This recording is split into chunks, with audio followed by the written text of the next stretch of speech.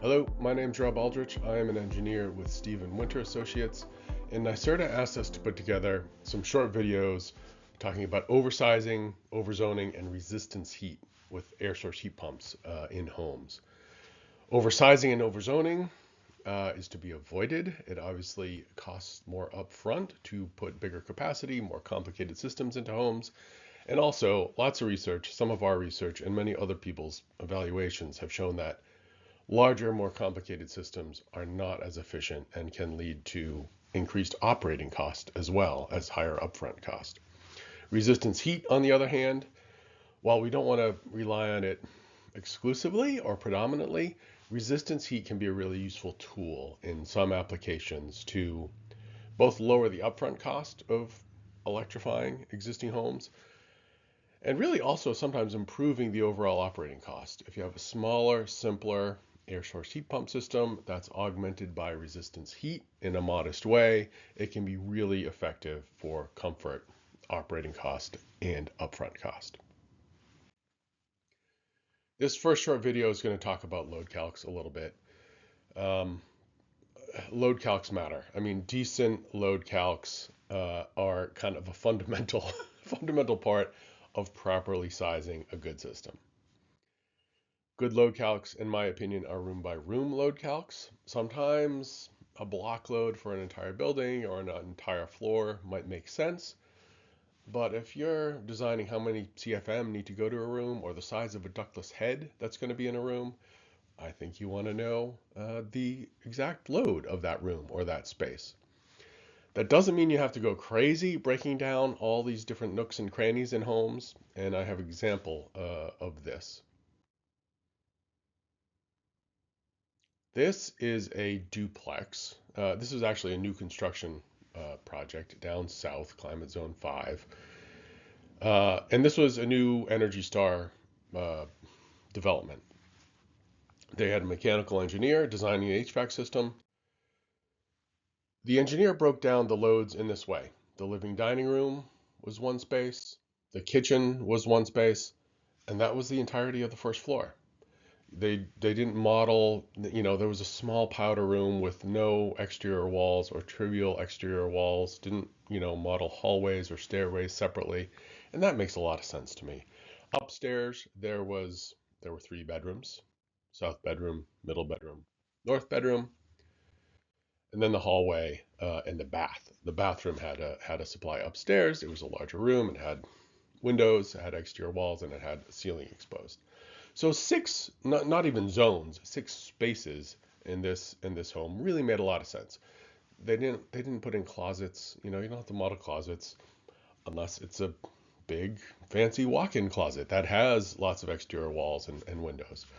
You have to use your judgment, but you don't have to break down plans into minuscule little nooks and crannies when you're doing load by load calculations, or sorry, room by room load calculations. The total design load that the designer came up with was 31,900 BTUs per hour. And again, this is for a new Energy Star home, half a duplex down south in Climate Zone 5. While I agree with this designer's breakdown of the rooms, the overall loads I didn't think were quite as good. The designer came up with a total design heating load of 31,900. I came up with a design heating load of 13,700.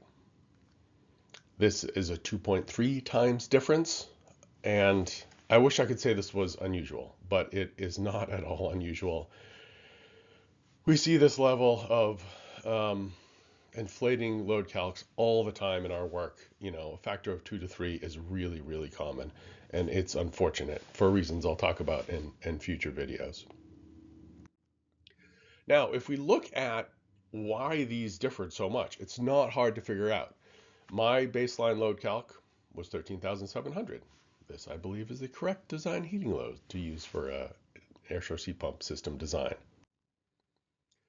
Now, if I replace my inputs with the inputs that the designer put in, for example, insulation and windows, the designer assumed that these homes would have the code minimum insulation and window U values and R values. That is not correct. These were Energy Star homes, and their envelope specs were somewhat higher than the code minimum. Not dramatically higher, but 1400 BTUs per hour worth. So if I put in the code minimum window and R values, my design load goes up by 1400 BTUs an hour. Infiltration is the big one. The designer assumed that these homes would have average infiltration. These are new construction Energy Star homes. The infiltration should be tighter than tight, quite frankly. Tighter than Manual J's tightest tightest spec qualitative rating. This is one of the biggest drivers in inflating loads here, 7,500 BTUs an hour. That was definitely the biggest piece in why these loads were off. The designer assumed that there would be ducts in an attic that lost 20% of the heating and cooling. All the designs called for all the ducts to be within conditioned space. There were no ducts in an attic, and so that should be 0. That brought up, when I entered in that incorrect input, design load went up by 4,800 to 27,400. And the last one was design temperature. I used 16 degrees Fahrenheit for this site far down south, not far from the city. The designer used 9 degrees Fahrenheit. I have never had any problems using 16 or 17 degrees for this area. If you put in 9 degrees Fahrenheit, if I put in 9 degrees Fahrenheit to my model, it jacked up my design load by 4,100 BTUs an hour, coming up to 31,500. So if we step back, look at what I believe is the correct design heating load for this building. If I put in all the incorrect inputs, it comes up to 31.5, and the designer had 31,900. And we use different tools. I used my own model based on ASHRAE methods. The designer used a manual J tool. In my experience, the tool doesn't matter as long as the right inputs are put in. And 400, BTUs per hour difference is really in the noise in this case. But the dramatic difference between the 13,007 and the 31,009 is not trivial. It is not in the noise, and this results in much larger heat pump capacity than is needed for this home. So briefly, I'm going to talk through a few of the key drivers for inflated incorrect loads that I see really quite often. I've mentioned design temperatures already. Use the 1% and the 99% design temperatures as dictated by Manual J. I think there's a common misconception out there that if you use the 1% winter design temperature, if the temperature goes below that, you're not going to maintain the set point. You're not going to maintain comfort. That is incorrect. These procedures, Manual J and the ASHRAE procedures, are very, very conservative. Using these 1% and 99% design temperatures should result in comfort throughout the year, not only when the temperatures stay within those ranges. There are other elements of the load calc procedure that are very, very conservative, so you don't have to use a more extreme design temperature guarantee comfort. This is a common misconception, and I'll show some data on what the loads really are compared to the actual design load calculations. Another one I already mentioned is infiltration. This is a big one. I know there are several programs that combine weatherization, home performance, with installing heat pumps, electrification. And if there are blower doors done as part of the weatherization procedure, I think that's fantastic. That gives you a great number to put into the load calculations. If blower doors are not done, if you don't have the time or equipment, and I realize that's not going to fit into all of the contractor business models out there, then you do kind of have to go back to the Manual J defaults. There's tight, there's semi-tight, and there's average.